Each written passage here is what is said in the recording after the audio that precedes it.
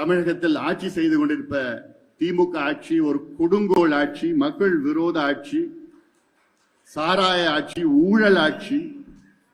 இந்த ஆட்சி அகற்றப்பட வேண்டும். அதற்கு நேரம் வந்துவிட்டது.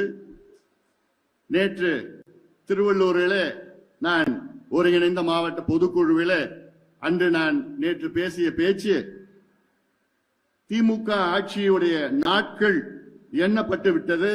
இன்னும் 8 மாதத்திலே திமுக ஆட்சி தமிழ்நாட்டை விட்டு அகற்றப்பட வேண்டும். நிச்சயமாக நடக்கும். அதற்கு பல காரணங்கள் இருக்கிறது.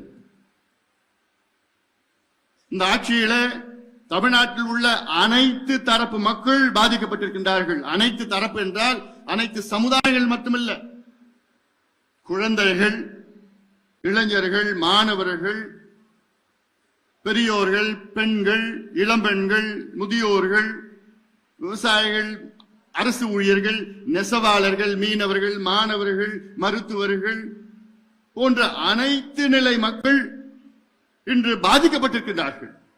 காரணம், இங்கே ஆட்சியே நடக்கல. முதலமைச்சர் அவர்களுக்கு என்ன நடக்குதுன்னு தெரியல. அதையெல்லாம் மூடி மறைப்பதற்காக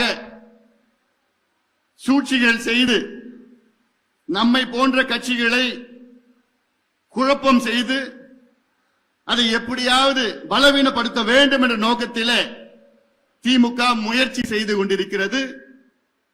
அந்த முயற்சி நிச்சயமாக வீணாக வரும்.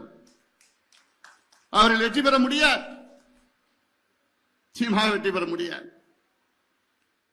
அதுல சமீபத்தில் நம்ம மிகப்பெரிய ஒரு மாநாட்டை நடத்தினோம். உலகமே நம்மை வியந்து பார்த்தது. 12 ஆண்டுகளுக்கு பிறகு நாம் நடத்தினோம்.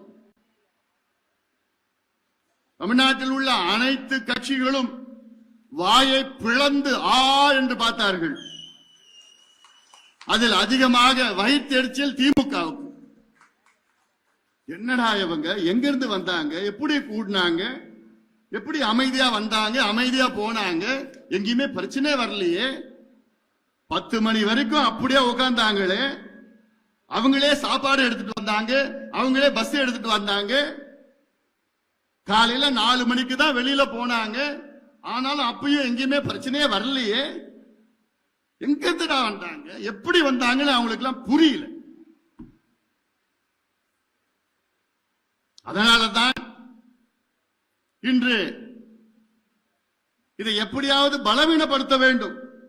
நாம் கட்சியை பலவீனப்படுத்த வேண்டும், நம் சமுதாயத்தை பலவீனப்படுத்த வேண்டும் என்ற நோக்கம் திமுகவுக்கு இருக்கிறது. காரணம், அந்த மாநாட்டிலே நான் பேசிய பேச்சு உங்களுக்கு தெரியும். வன்னிய சமுதாயத்துக்கு துரோகம் செய்தது திமுக என்று பகிரங்கமாக குற்றச்சாட்டு நான் வைத்தேன். இந்த தேர்தலில் ஒரே ஒரு வன்னியர் கூட திமுகவுக்கு வாக்களிக்க கூடாது என்று அந்த தேர்தல் அந்த மாநாட்டிலே நான் பேசினேன். காரணம், இந்த சமுதாயத்திற்கு திமுக செய்த மிகப்பெரிய துரோகம் அது. 4 மாதம் நம்ப வைத்து கழுத்தறுத்து விட்டது திமுக. சமுதாயத்தையும், ஐயாவையும், இந்த சமுதாயத்தையும், இந்த கட்சியையும் நம்ப வைத்து 4 ஆண்டுகள் 4 ஆண்டு காலம் நம்ப வைத்து, நான் இந்த சமுதாயத்துக்கு இடஒதுக்கீடு தருகிறேன் என்று எத்தனை முறை சட்டமன்றத்துக்கு உள்ளேயும் போய் சொல்றார், வெளியிலையும் போய் எத்தனையோ முறை சந்தித்தோம். அப்போ ஒவ்வொரு முறையும் ஐயாவையும் என்னையும் பார்த்து நிச்சயமாக நான் செய்கிறேன். ஏன் உங்களால செய்ய முடியல? யார் தடுக்கிறா? உங்களுக்கு அதிகாரம் நீங்க தானே வச்சிருக்கீங்க. முதலமைச்சர் அதிகாரம் நீங்க வச்சிருக்கீங்க. எல்லா அதிகாரமும் உங்ககிட்ட இருக்கு. பேக்வர்ட் கிளாஸ் கமிஷன் அந்த அதிகாரமும் உங்ககிட்ட இருக்கு. எத்தனை முறை நாங்க போய் பார்த்தோம், பார்த்து ஏமாத்திட்டாங்க. அதான் சரி, முதல்ல நாங்க பாக்கிறப்போ எங்களால முடியலன்னா சொல்லிட்டு போக வேண்டியதானே. நாங்க வேற விதத்துல போராட்டம் அதான் பண்ணிட்டு இருப்போமே. ஆனா நாங்க செய்யறேன், கொடுக்கிறோம் நம்ப வச்சு உச்ச நீதிமன்றம் தீர்ப்பு கொடுத்து என்ன கொடுத்தாங்க? தமிழ்நாட்டில் வன்னியர்களுக்கு உள்ஒதுக்கீடு கொடுக்க தடை இல்லைன்னு சொல்லிவிட்டாங்க. தரவுகளை சேகரித்து கொடுங்கன்னு சொல்லிட்டாங்க. அந்த தரவுகள் என்ன அமெரிக்காவில் இருக்குது, இல்ல சைனாவில் இருக்கா? தமிழ்நாட்டில் உங்க கம்ப்யூட்டர்ல தான் இருக்குது. ஒரு தட்னா கம்ப்யூட்டர்ல ஒரே நாள்ல அந்த டேட்டா எடுக்க முடியும். அந்த டேட்டா எடுத்து நியாயப்படுத்தி நீங்க இடஒதுக்கீடு கொடுத்துட்டு போகலாம். நாங்க கேட்கறது வன்னியர்கள் மட்டுமா கேட்கிறோம்? வன்னியர்கள் போன்று எத்தனையோ சமுதாயங்கள் இருக்கின்றார்கள். அவர்களுக்கு எல்லாத்துக்கும் சேர்த்து கொடுங்க. பட்டியலின மக்களுக்கும் இன்னும் கூடுதலா 2 விழுக்காடு கொடுங்க. எங்க மாநாட்டிலே நாங்க தீர்மானமா போட்டோம்ல, இந்த மாநாட்டிலே சாதிவாரி கணக்கெடுப்பு நடத்தணும்னு சொன்னோம்ல. பண்ணி செய்து அதை கேட்ப மக்கள் தொகை அடிப்படை மற்றும் சமூக பின்தங்கிய நிலை, பாப்புலேஷன் சோசியல் பேக்வர்ட்னஸ் ரெண்டுமே எக்ஸ்ட்ராபுலேட் பண்ணி இணைத்து இடஒதுக்கீடு எல்லாத்தையும் கொடுங்க. கேட்டோம், இல்ல, ஏமாத்திட்டாங்க. இப்போ இந்த மாநாட்ட கூட்டம் பார்த்துட்டு ஸ்டாலின் அவர்களுக்கு பயம் வந்துடுச்சு. தமிழ்நாட்டில் அடுத்த வருகின்ற தேர்தலில் ஒட்டுமொத்த வன்னியர் சமுதாயம் திமுகவுக்கு ஓட்டு போட மாட்டாங்கன்னு முடிவாயிடுச்சு. அந்த பயம் ஸ்டாலின் அவர்களுக்கும் திமுக வந்துடுச்சு. இப்போ வந்த பிறகு என்ன இப்ப பண்ணிட்டாங்கன்னா, நம்ம கட்சியை பலவீனப்படுத்துவதற்கு சூழ்ச்சிகள் நடந்து கொண்டிருக்கிறது. இதை நீங்கள் புரிந்து கொள்ள வேண்டும். இதை நீங்கள் புரிந்து கொள்ள வேண்டும். இதோ நடக்கிற குழப்பத்திற்கு ஐயாவோ நானோ மற்ற யாருமே இல்லை. இதற்கு யாரு வில்லன்னா திமுக தான் வில்லன். நம்மள போட்டு தப்பான செய்தி, தவறான செய்தி, இவங்க இங்க பண்ணிட்டாங்க, அப்படி வாங்கிட்டாங்க, அப்படி பண்ணிட்டாங்க, இப்படி பண்ணிட்டாங்கன்னு இவங்க சமூக ஊடகத்தில் வச்சுக்கிட்டு நேரடியாக இப்படி செய்தி அவங்களுக்கு வேண்டியவங்க தொலைக்காட்சியில் அவ்வளவு பேர் இருக்கிறாங்க.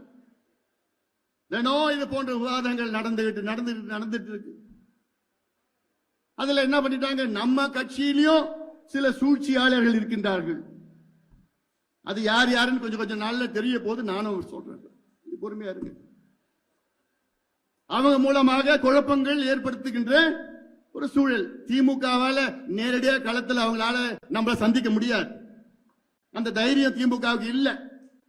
எப்படியாவது திமுக அடுத்த ஆண்டு ஆட்சிக்கு வந்துடணும். அதற்கு எந்தெந்த கட்சி எதிரில் யார் யார் இருக்காங்களோ எப்படியாவது உடைக்கணும், பிளவணும், குழப்பம் பண்ணணும், அந்த எண்ணத்துல தான் இப்ப நடவடிக்கையில இறங்கி இருக்கிறாங்க. இது வெற்றி பெறாது, இது வெற்றி பெறாது. இது எல்லாம் உடைத்து எறிவோம், உடைத்து எறிவோம். நான் விட போறது கிடையாது. என் மேல விமர்சனம் மகேஷ்குமார் பேசினான் பாரு, ஆரம்பத்தில் என்னமோ பேச வந்தாப்புல நான் தான் வேண்டான்னு சொல்லிட்டேன். இப்படி நான் என்னமோ காசு வாங்கிட்டேன், நான் அது வாங்கிட்டேன், இது வாங்கிட்டேன். என் கட்சிக்கும் என்னுடைய சமுதாயத்துக்கும் நான் துரோகம் பண்ணனா அதுதான் என் வாழ்நாளில் கடைசி நாளாக இருக்கும்.